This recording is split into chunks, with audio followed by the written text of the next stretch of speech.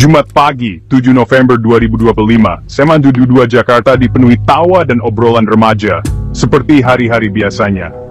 Siswa-siswi berjalan santai di halaman sekolah, menikmati udara pagi yang segar, tanpa sedikit pun firasat akan datangnya bencana.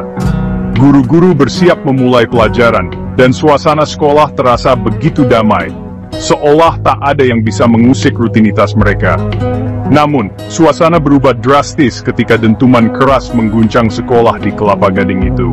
Ledakan itu merobek ketenangan, mengubah koridor menjadi lautan kepanikan. Dalam sekejap, tawa berubah menjadi teriakan, dan langkah kaki yang tadinya santai berubah menjadi lari panik mencari perlindungan. Asap mengepul, bau mesiu menyengat, dan jeritan menggantikan bel pelajaran. Siswa dan guru berusaha keluar dari gedung, saling membantu di tengah kekacauan. Beberapa siswa terpisah dari teman-temannya, berusaha mencari jalan keluar di tengah kepulan asap yang menyesakkan. Berita tragedi ini menyebar cepat, menimbulkan pertanyaan besar, siapa pelaku, dan mengapa sekolah jadi sasaran. Sekolah, yang seharusnya menjadi zona aman, kini berubah menjadi TKP. Wartawan dan aparat kepolisian segera berdatangan, mencoba mengurai benang kusut peristiwa yang baru saja terjadi. Garis polisi membentang, ambulans berlalu lalang membawa korban. Ledakan ini bukan sekadar kerusakan fisik, tapi juga menghancurkan rasa aman seluruh negeri. Para orang tua berdesakan di luar pagar, cemas menanti kabar anak-anak mereka, sementara petugas medis bekerja tanpa henti mengevakuasi korban. Tragedi ini jadi pengingat pahit ancaman bisa datang dari mana saja, bahkan dari tempat yang paling tak terduga. Di balik seragam putih abu-abu, mungkin tersimpan masalah yang selama ini luput dari perhatian. Trauma dan ketakutan kini membayangi setiap sudut sekolah, meninggalkan luka mendalam di hati para siswa dan guru. Ledakan ini memaksa kita bertanya lebih dalam, bukan hanya siapa pelaku, tapi juga mengapa. Apa yang mendorong seorang anak melakukan tindakan se-ekstrem ini? Apakah ada tanda-tanda yang terlewatkan, atau tekanan yang tak terlihat di balik kehidupan sekolah yang tampak biasa saja? Misteri baru saja dimulai, dan di tengah puing-puing, cerita kelam mulai terkuak. Semandu 2 kini jadi simbol luka dan peringatan bagi dunia pendidikan Indonesia. Tragedi ini mengajarkan kita untuk lebih waspada, peduli, dan tidak menganggap remeh masalah yang mungkin tersembunyi di balik dinding sekolah. Jam pelajaran baru saja dimulai, ketika ledakan dahsyat mengguncang area dekat lapangan sekolah, memecah keheningan pagi yang biasanya penuh semangat. Suara dentuman itu terdengar hingga ke sudut-sudut ruang kelas, membuat semua orang terkejut dan panik. Kaca jendela pecah berhamburan, serpihan kaca berterbangan ke segala arah. Dalam hitungan detik, suasana tenang berubah menjadi kepanikan massal yang tak terkendali. Siswa dan guru berlarian keluar kelas, berusaha menyelamatkan diri dari pusat ledakan. Teriakan dan tangisan terdengar di mana-mana, menambah suasana mencekam. Tas, buku, dan sepatu berserakan di lantai, menjadi saksi bisu betapa cepatnya ketenangan berubah menjadi neraka. Barang-barang yang tertinggal menunjukkan betapa mendadaknya peristiwa ini terjadi. Tim tanggap darurat segera tiba di lokasi, mengevakuasi korban dan mensterilkan area. Para medis dan petugas medis bekerja tanpa henti, berusaha menyelamatkan sebanyak mungkin nyawa. Orang tua berdatangan dengan wajah cemas, berlarian mencari anak-anak mereka di tengah kerumunan. Suasana di luar pagar sekolah pun tak kalah tegang, penuh harap dan ketakutan. Isak tangis dan teriakan memenuhi udara.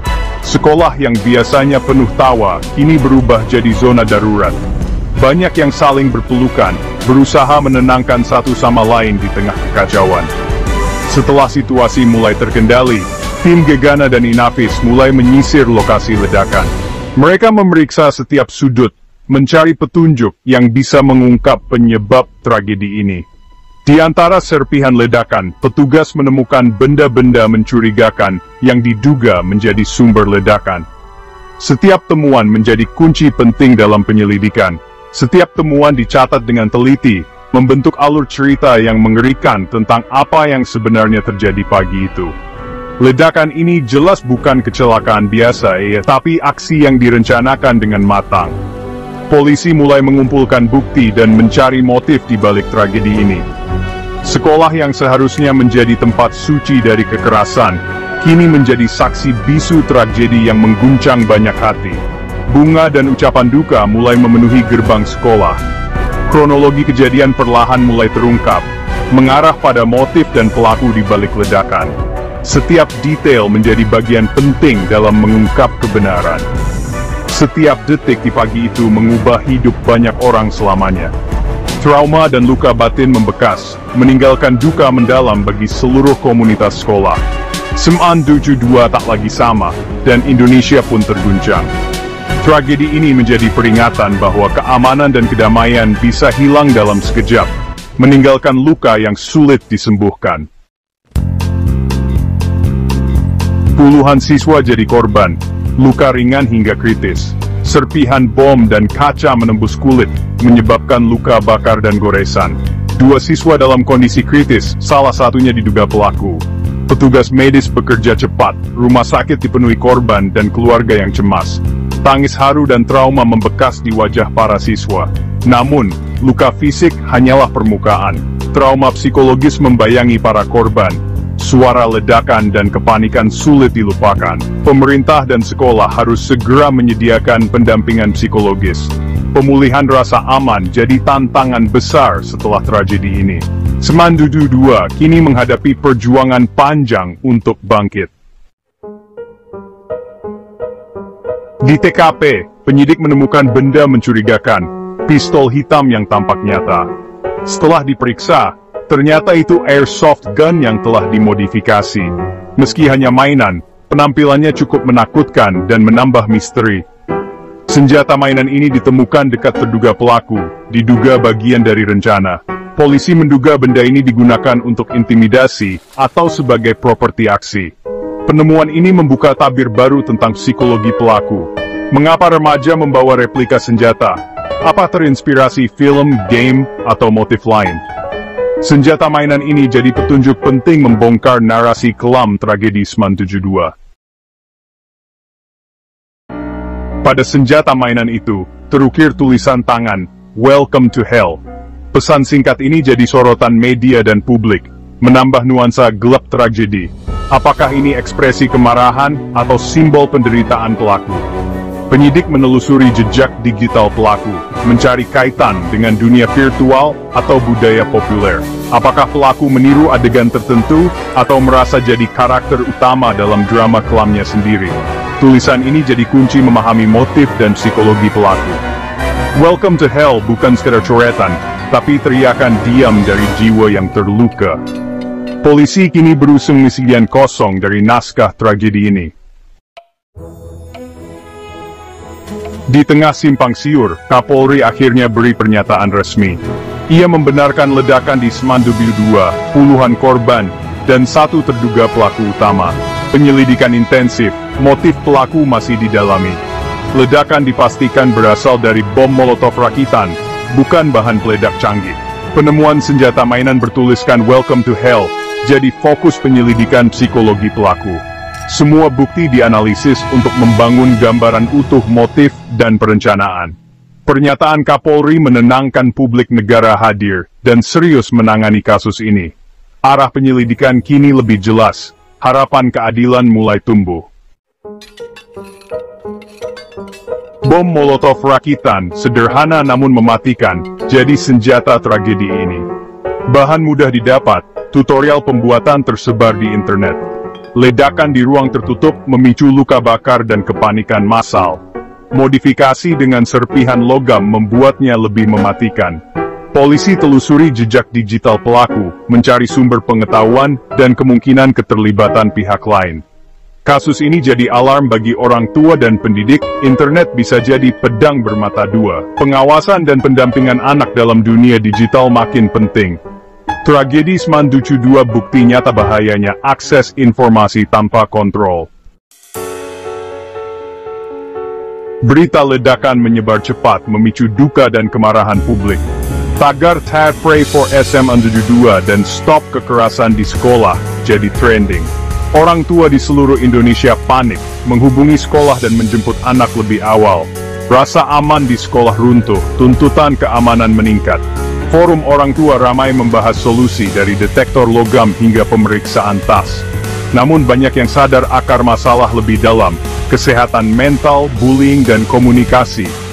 Pemerintah merespons, Menteri Nadiem janji evaluasi sistem keamanan dan anti perundungan. Reaksi publik jadi tekanan positif untuk perubahan nyata. Tragedi ini jadi momentum refleksi dan perbaikan sistem pendidikan. Suara orang tua kini tak bisa diabaikan. Tragedi Seman 722 jadi pelajaran mahal bagi bangsa. Peristiwa ini membuka mata kita semua, bahwa sekolah bukanlah tempat yang sepenuhnya aman, tanpa perhatian dan upaya bersama. Setiap tragedi di lingkungan pendidikan adalah alarm keras bagi seluruh elemen masyarakat. Sekolah bukan sekadar tempat belajar, tapi ekosistem sosial yang kompleks, di mana interaksi, emosi, dan dinamika remaja saling bertemu setiap hari. Disinilah karakter dan masa depan bangsa dibentuk. Keamanan fisik dan psikologis siswa harus jadi prioritas utama. Setiap sudut sekolah harus menjadi ruang yang aman, nyaman, dan mendukung tumbuh kembang anak. Kesehatan mental remaja tak boleh diabaikan, deteksi dini jadi keharusan. Guru dan staf sekolah harus peka terhadap perubahan perilaku siswa, agar masalah bisa segera ditangani. Guru BK, program pendampingan, dan lingkungan terbuka wajib ada di sekolah. Semua pihak harus siap mendengar dan membantu siswa yang membutuhkan. Isu bullying kembali mencuat, program anti perundungan harus ditegakkan tegas. Setiap siswa berhak merasa aman dan dihargai di sekolah. Kolaborasi sekolah, orang tua, dan masyarakat jadi kunci pencegahan. Sinergi ini penting agar setiap masalah bisa diatasi bersama, bukan saling menyalahkan. Orang tua harus aktif terlibat dalam perkembangan anak, bukan hanya akademis, tapi juga sosial dan emosional. Dukungan keluarga sangat berpengaruh pada kesejahteraan anak. Masyarakat perlu ciptakan lingkungan ramah bagi remaja.